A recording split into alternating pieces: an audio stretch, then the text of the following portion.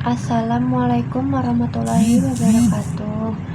Bapak-bapak, ibu-ibu, dan saudara-saudara sekalian yang saya hormati.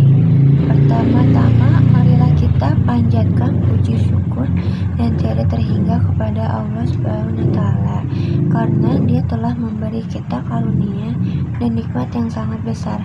Karunia dan nikmat yang sangat besar itu ialah umur yang panjang, kesehatan yang baik, dan kesempatan yang luang, sehingga kita semua bisa menghadiri acara. Tanpa izin dari Allah, tak mungkin kita bisa hadir dan bermusyawarah di tempat ini. Kedua kalinya, semoga keselamatan dan kesejahteraan tetap dilimpahkan Allah kepada panutan kita semua, yakni Rasulullah SAW, berikut para keluarganya, para sahabatnya, para ulama, dan segenap pengikutnya, umat Islam sekalian. Para hadirin yang saya hormati, izinkanlah saya pada kesempatan ini menyampaikan materi tentang larangan minuman keras. Sebab kita sadari bersama masih banyak orang yang menganggap remeh tentang dosa minum minuman keras, sehingga seringkali kita jumpai seseorang tekun menjalankan sholat, namun jika bertemu dengan temannya dalam suatu acara, lalu ia ketika ditawari segelas minuman keras, dia menganggap minuman keras sedikit saja boleh atau dimaafkan. Padahal sesungguhnya sedikit atau banyak namanya minuman keras tetap saja diharamkan. Rasulullah SAW bersabda, setiap minuman yang memabukkan itu haram, banyak atau sedikit tetap haram. Para hadirin rahimahumullah, hendaknya kita berhati-hati minuman keras ini.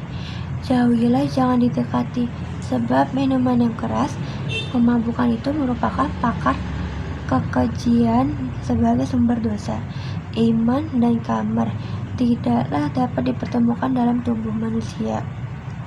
Pasti salah satunya akan dikeluarkan dan dikalahkan. Jika kita meminum kamar atau minuman keras, pasti iman kita akan lepas. Jika iman kita kuat, maka tidak akan sudi meminumnya. Diterangkan dalam hadis bahwa bau harum surga itu sudah dapat dirasakan sejauh 500 tahun perjalanan. Namun ada 4 golongan manusia yang tidak dapat merasakan bau itu.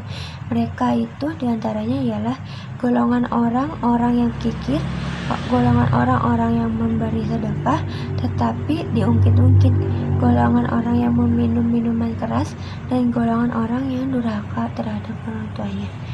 Dalam hadis yang berasal dari Aisyah bahwa Rasulullah SAW pernah bersabda, barang siapa yang memberi makan minuman keras sekalipun hanya sesuap, maka ular dan ketonggel akan menggigitnya di hari kiamat sebagai balasan dari Allah. Barang siapa membantu hajamnya, berarti itu merusak agama Islam. Barang siapa yang memberi hutang kepada peminum minuman keras, berarti ikut membunuh orang beriman. Barang siapa yang duduk di tengah-tengah kumpulan pesta minuman keras, maka kelak di hari kiamat dibutakan dan dibisukan oleh Allah. Barang siapa minuman keras, maka janganlah kau kawinkan ketika ia sakit, janganlah dijenguk. Jika menjadi saksi, tidaklah sah. Demi Allah, ia dikutuk dalam Taurat, Injil, Zabur, dan Al-Quran, dan ia kafir terhadap segenap kitab tersebut. Aku Muhammad tidak bertanggung jawab terhadap orang yang meminum keras. Demikianlah peringatan Nabi SAW yang sangat keras. Ternyata dosa tidak hanya menimpa bagi peminum minuman keras saja, namun juga terhadap orang yang nimbrung dalam pesta minuman keras, membantu memberi uang atau menghutangi untuk membeli minuman keras, memberi makan, dan sebagainya. Para hadirin yang berbahagia, ada 10 kerugian yang menimpa orang meminum minuman keras. Di antaranya, banyak atau sedikit tetap haram. Para hadirin rahimahumullah, hendaknya kita berhati-hati minuman keras ini. Jauhilah, jangan didekati, sebab minuman yang keras memabukkan itu merupakan pakar kekejian sebagai sumber dosa. Iman dan kamar tidaklah dapat dipertemukan dalam tubuh manusia. Pasti salah satunya akan dikeluarkan dan dikalahkan. Jika kita meminum kamar atau minuman keras, pasti iman kita akan lepas. Jika iman kita kuat, maka tidak akan sudi meminumnya. Diterangkan dalam hadis bahwa bau harum surga itu sudah dapat dirasakan sejauh 500 tahun perjalanan. Namun ada 4 golongan manusia yang tidak dapat merasakan bau itu. Mereka itu diantaranya ialah golongan orang-orang yang kikir, golongan orang-orang yang memberi sedekah tetapi diungkit-ungkit, golongan orang yang meminum minuman keras, dan golongan orang yang durhaka terhadap orang tuanya. Dalam hadis yang berasal dari Aisyah bahwa Rasulullah Shallallahu Alaihi Wasallam pernah bersabda, barang siapa yang memberi makan minuman keras sekalipun hanya sesuap, maka ular dan ketonggel akan menggigitnya di hari kiamat sebagai balasan dari Allah. Barang siapa membantu hajamnya berarti itu merusak agama Islam. Barang siapa yang memberi hutang kepada peminum minuman keras berarti ikut membunuh orang beriman. Barang siapa yang duduk di tengah-tengah kumpulan pesta minuman keras, maka kelak di hari kiamat dibutakan dan dibisukan oleh Allah. Barang siapa minuman keras, maka janganlah kau kawinkan ketika ia sakit, janganlah dijenguk. Jika menjadi saksi, tidaklah sah. Demi Allah, ia dikutuk dalam Taurat, Injil, Zabur, dan Al-Quran. Dan ia kafir terhadap segenap kitab tersebut. Aku Muhammad tidak bertanggung jawab terhadap orang yang meminum keras. Demikianlah peringatan Nabi Shallallahu Alaihi Wasallam yang sangat keras. Ternyata dosa tidak hanya menimpa bagi peminum minuman keras saja, namun juga terhadap orang yang nimbrung dalam pesta minuman keras, membantu memberi uang atau menghutangi untuk membeli minuman keras, memberi makan, dan sebagainya.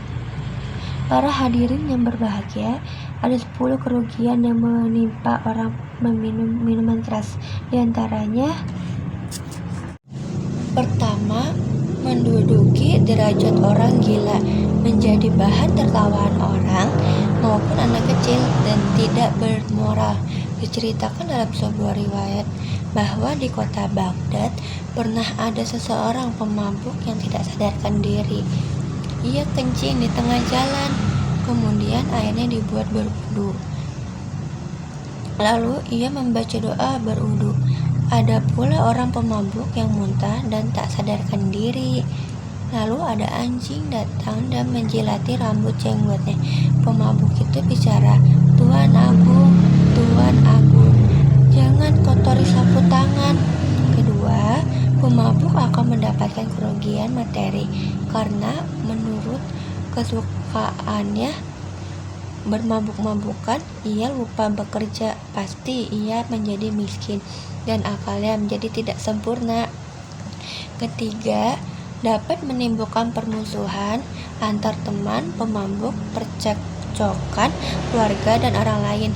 Banyak kejadian yang kita lihat di televisi di mana seseorang tega menikam temannya sendiri sampai tewas gara-gara mabuk dan merasa tersinggung hanya karena diolok-olok. Tidak sedikit tangga yang retak karena suaminya suka mabuk-mabukan. Keempat, seseorang yang suka mabuk-mabukan akan menjadi lupa dalam mengingat Allah, lupa menjalankan kewajiban salatnya sebab imannya sudah melayang, dikalahkan oleh alkohol. Dalam surat Al-Maidah ayat 90, Allah berfirman, "Wahai orang-orang yang beriman, sesungguhnya minuman keras, berjudi, berkurban untuk berhala, dan mengundi nasib dengan anak panah adalah perbuatan keji dan termasuk perbuatan setan. Maka jauhilah perbuatan-perbuatan itu agar kamu beruntung." Kelima, orang yang suka bermabuk-mabukan akan terjebak pada perbuatan zina. Minuman keras dan perizinan tampaknya tidak dapat dipisahkan. Kedua maksiat itu saling terkait. Seseorang yang suka mabuk-mabukan, maka akan suka pula berzina. Lihatlah di tempat-tempat pelacuran, maka tiada lengkap jika tidak disediakan minuman keras. Keenam, orang yang suka bermabuk-mabukan dianggap menjadi perintis kejahatan, karena dalam keadaan mabuk, maka ia akan merasa ringan melakukan berbagai kemaksiatan. Ketujuh, menuju malaikat apalah karena memaksakannya ke tempat fasik dan berbau busuk. Kedelapan, bagi peminum arak akan mendapat hukuman darah sebanyak 80 kali pukulan dalam negara muslim. Namun di negara kita tidaklah demikian, sehingga hukumannya kelak akan diterima di akhirat.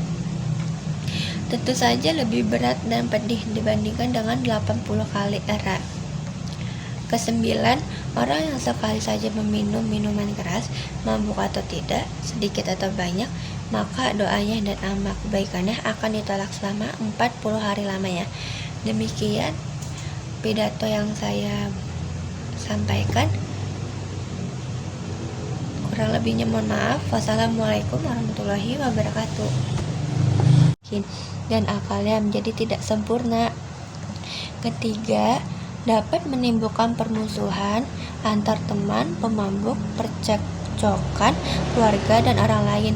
Banyak kejadian yang kita lihat di televisi di mana seseorang tega menikam temannya sendiri sampai tewas gara-gara mabuk dan merasa tersinggung hanya karena diolok-olok. Tidak sedikit tangga yang retak karena suaminya suka mabuk-mabukan. Keempat, seseorang yang suka mabuk-mabukan akan menjadi lupa dalam mengingat Allah, lupa menjalankan kewajiban salatnya sebab imannya sudah melayang, dikalahkan oleh alkohol. Dalam surat Al-Maidah ayat 90, Allah berfirman, "Wahai orang-orang yang beriman, sesungguhnya minuman keras, berjudi, berkurban untuk berhala, dan mengundi nasib dengan anak panah adalah perbuatan keji dan termasuk perbuatan setan. Maka jauhilah perbuatan-perbuatan itu agar kamu beruntung." Kelima, orang yang suka bermabuk-mabukan akan terjebak pada perbuatan zina. Minuman keras dan perizinan tampaknya tidak dapat dipisahkan. Kedua maksiat itu saling terkait. Seseorang yang suka mabuk-mabukan, maka akan suka pula berzina. Lihatlah di tempat-tempat pelacuran, maka tiada lengkap jika tidak disediakan minuman keras. Keenam, orang yang suka bermabuk-mabukan dianggap menjadi perintis kejahatan, karena dalam keadaan mabuk, maka ia akan merasa ringan melakukan berbagai kemaksiatan. Ketujuh, menuju malaikat apalah karena memaksakannya ke tempat fasik dan berbau busuk. Kedelapan, bagi peminum arak akan mendapat hukuman darah sebanyak 80 kali pukulan dalam negara muslim. Namun di negara kita tidaklah demikian, sehingga hukumannya kelak akan diterima di akhirat. Tentu saja lebih berat dan pedih dibandingkan dengan 80 kali arak. Kesembilan, orang yang sekali saja meminum minuman keras, mabuk atau tidak, sedikit atau banyak, maka doanya dan amal kebaikannya akan ditolak selama 40 hari lamanya. Demikian pidato yang saya sampaikan. Kurang lebihnya mohon maaf. Wassalamualaikum warahmatullahi wabarakatuh.